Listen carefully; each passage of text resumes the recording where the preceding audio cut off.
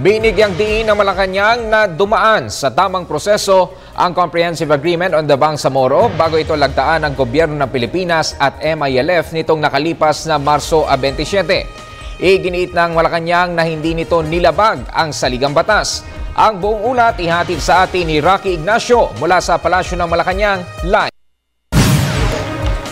Maraming salamat, Ralph. Muli nga iginiit ng Malacanang ang legalidad ng Comprehensive Agreement on the Bangsamoro. Tiwala rin ang palasyo na mas mahihimay ang mga detalye nito kapag nagsumiti na ang Malacanang ng Bangsamoro Basic Law sa Kongreso. Binigyan din ng Malacanang na walang nilawag sa saligang batas ang pinagtibay na Comprehensive Agreement on the Bangsamoro. March 27 ang lagdaan ng pamahalaan at Moro Islamic Liberation Front ang kasunduan na magiging daan sa tunay na kapayapaan at kaunlaran sa Mindanao. The instruction of the President in negotiating for the Comprehensive Agreement on the Bangsamoro was to make sure that it will be within the parameters of the Constitution.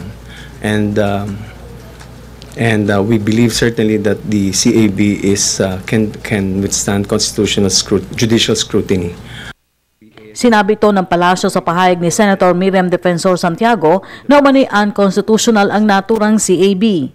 Well, obviously, Senator Miriam Defensor Santiago's opinion is different from other constitutional lawyers as well.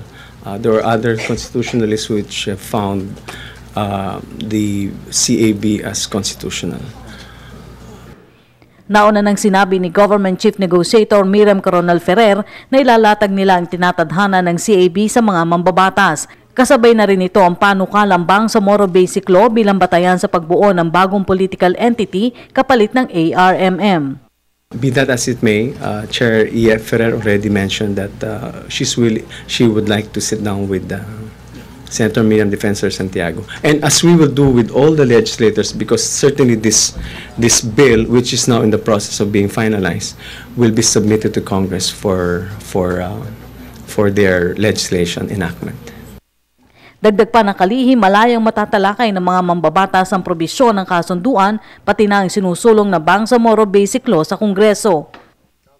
Legislative discussion will be the ground for discussing all these issues. And we have said time and again that the panel, as well as the legislative support, will discuss these issues at hand.